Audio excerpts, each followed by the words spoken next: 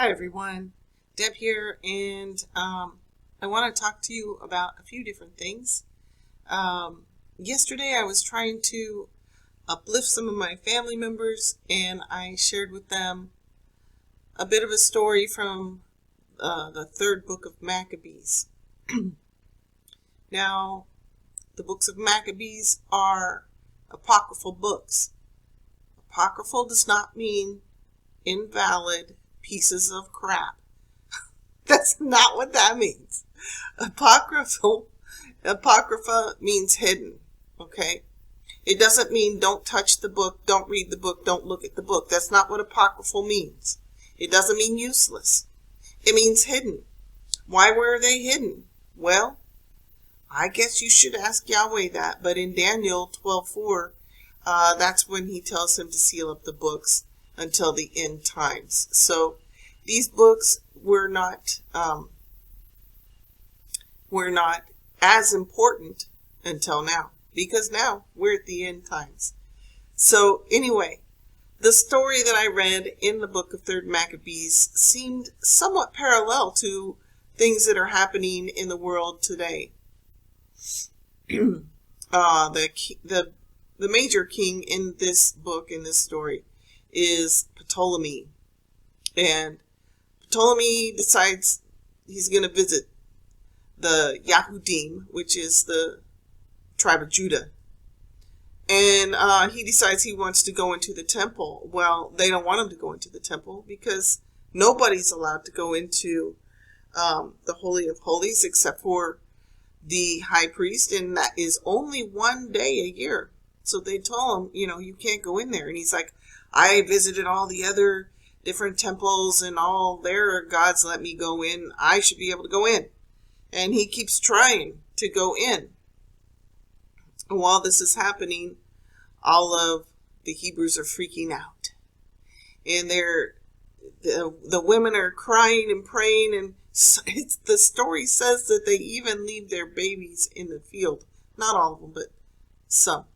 And because they're so freaked out. They'd just gotten past a bad judgment from Yahuwah for not following the law and his ways.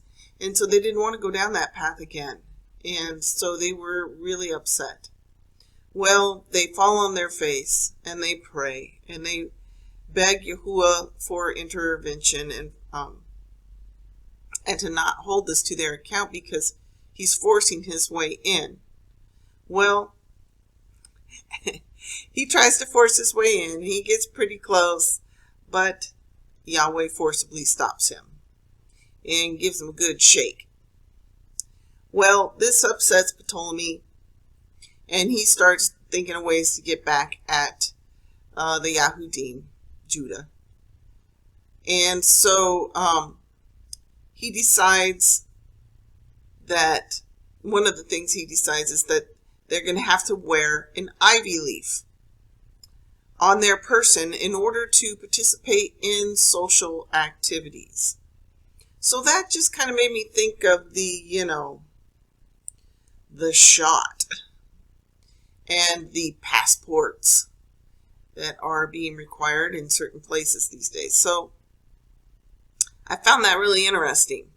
Well, that doesn't seem to appease Ptolemy, and later he rounds up a bunch of the Hebrews, the Yahudim, and takes them to the Hippodrome, which I believe is a big Colosseum type thing.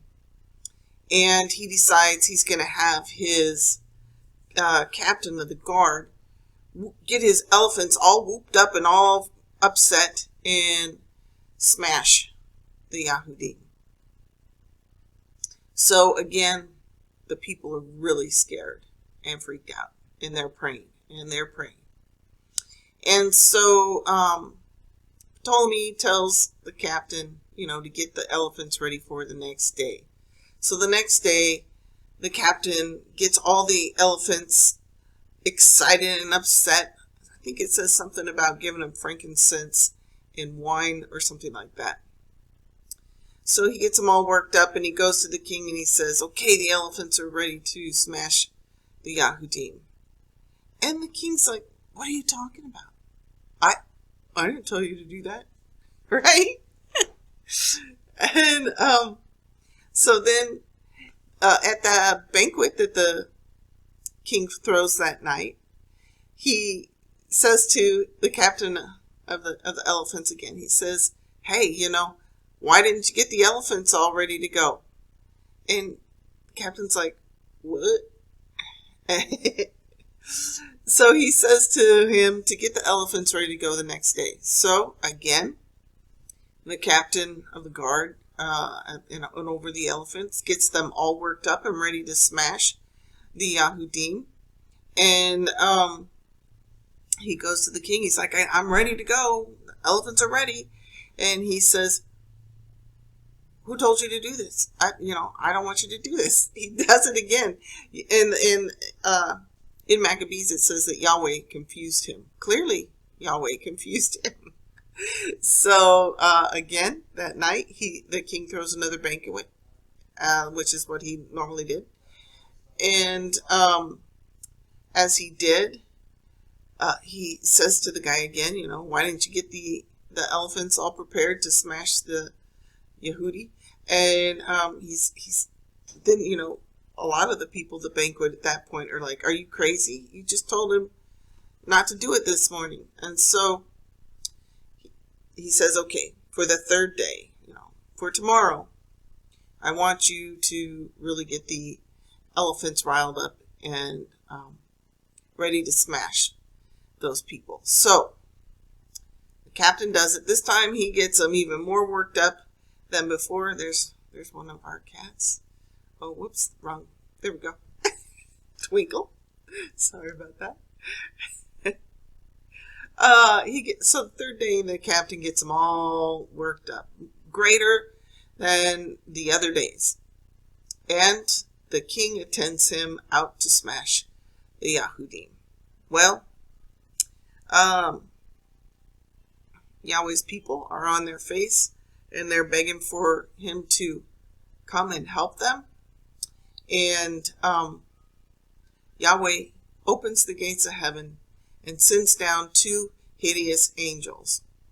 And when he does this, it scares the elephants, and the elephants trample the captain of the guard and all the soldiers instead of the Yahudim, Judah. So the king sees this. He sees the angels, and it freaks him out.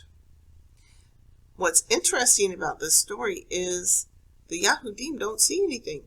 They just see the elephants turn away from them and run and smash the people, but they don't see the 2 angels. And so this is another story where Yahweh miraculously protects and delivers his people. Okay, so I got just a little interruption there. So I wanted y'all to hear what Ptolemy ends up writing, because I thought it was pretty significant. And this is in the book of Maccabees, so I couldn't, pull up Bible Hub online and show you. So this is the 3rd book of Maccabees, chapter 7, verse 6. Finding that Elohim of heaven cast a shield of protection over the Yahudim so as to guard them, and that he fought for them as a father always fights for his sons. I love that. And taking into consideration their constancy and fidelity towards us and towards our ancestors, we have, as we ought, acquitted them of every sort of charge, and we have dismissed them to their several homes, bidding all men everywhere to do them no wrong, or unrighteously revile them about the past. For know ye, that should we conceive any evil design, or in any way aggrieve them, we shall ever have as our opposite, not man, but the highest Elohim, the ruler of all might. From him there will be no escape. As the avenger of such deeds, fare ye well.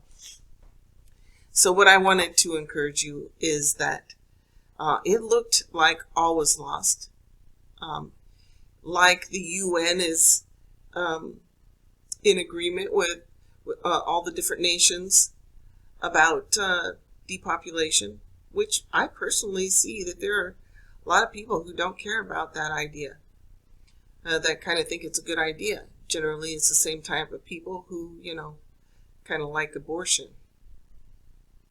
But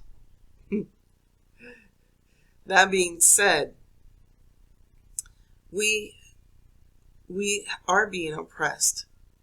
And it's not just here where I live, it's all over the world. And mandates are coming down, and they want us to live like they want us to live, and not the way that we have been accustomed to living, and we are oppressed. So these people in the time of Maccabees fell on their face, which is what I'm always asking you to do, to get on your knees and to pray. I'm asking you to do it again.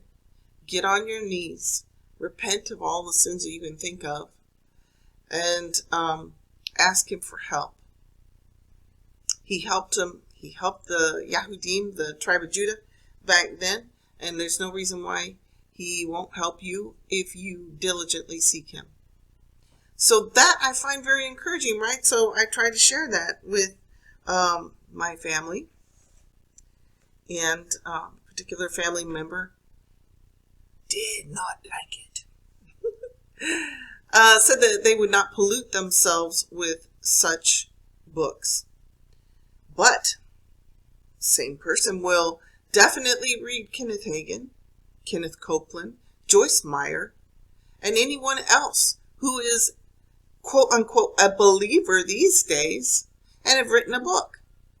So why are these people's books acceptable? And why is this person a big enough Christian to read these books, but not the hidden books that are part of the Apocrypha, that were part of the Bible back in 1611? The 1611 KJV had these books in it. It was just in the hidden section. Furthermore, my dear family member said that we are not to add to or take away from the Bible. So, let me remind everybody, these 66 books of the canon in the Bible were written over thousands of years by several different authors. So there are a couple of places where it says not to add to or take away from the book. So one of those places is in Revelation. And I think that there's a curse that comes on you if you do add to or take away from the book of Revelation, which I would never dream of doing. Nor would I ever change any of the books, even ones that I don't particularly like. I wouldn't do that. I have no desire to change them, to rewrite them, to reword them, or make them sound other than what they are. And I don't believe reading other books than the Bible is wrong. So I was thinking that, there's not a place in the Bible where Yahweh says which books are to be read and which books are directly from him. It's not in our 66 book canon, except in Exodus. He gave the first 5 books directly to Moses on Mount Sinai. So, given that Yahweh physically came down to Mount Sinai and gave the first 5 books of the Bible to Moses on the Mount, I would think that all the other books had probably better agree with it. And if they don't agree with it, there could be a problem. There could be a problem there, right? So, that being said, I came across this morning that in 2nd Esdras, which is not part of our normal 66 book canon, but it is the same as Ezra, it's just a different spelling. It's the same person who wrote Ezra, the book that is in the Bible. Now, in Esdras, Yahweh tells him that the first 24 books of the Bible are for both good and bad people. They're for everyone, those first 24 books. And that would be the Old Testament as we know it. It just got broke up into first and second this, first and second that. And also the prophets were all put together in one book at that time, and now they're all separated. So he did kind of give some instructions with what books he will allow, or what books that he wanted for the general population. And then there were another set of books, according to Second Esdras, that were for those who were more learned, who wanted to go further and be tighter with the Father. So I'm having trouble not being distracted by children and pets. I'm sorry. There's just, when it says not to add to or take away from, it's talking about that individual book, because these were not all given at the same time. They were given at different times. So for you to say we can't read the apocryphal books is crazy. Then you better not be reading anybody else than the 66 books. And you shouldn't be listening to any preacher, because, that's adding to what we already have. No, it's not. It's only that way when it's convenient for you. See, somebody doesn't want us reading these books. And why? You should maybe ask yourself why they don't want us reading these books. If you are an adult, and if you have walked with Yeshua, Jesus, if you have walked with Yahweh, God, for some time, then you should be able to figure out if these books are okay for you. One last thing. I really think that one of the problems that my family member had was my mentioning what our Savior said. Yeshua said that in this world we will have tribulation. And we will, and we do. And we may have much more. And the church overall does not like to take that into consideration. Our church is such a massive good time feeling, happy, joy place, where we're encouraged to keep going every week. But they leave out so much of the Bible that it's just become some kind of fakey disco show with a black drop and laser lights. But anyway, if you read the Old Testament, you will see that it's not good time gospel. It's hard to follow our Creator. It's hard to follow the Son. And people have gone through some hard things who stick to Him and stick to His ways. But it's worth it. Even the very apostles, Jesus' disciples, died horrible deaths, with the exception of John. And so, when Yeshua says to pick up your cross and follow Him, we all just are like, oh, that means we're going to have to endure some, bad words from people. Well, yeah, but maybe more than that. Maybe more than that. So I would encourage you to read the third book of Maccabees, but just know there's hard times in there. But when people truly fall on their face and call out to Him, He does deliver them. And not only does He deliver them from the elephants, but He gives them back everything that was stolen from them. And I find that encouraging. Take courage and be strong, because we need it. We need it in this day and age, and you can do it. When you feel you can't do it, ask the Father for strength and help. He'll meet you there. All right, that's all for now. Have a great day.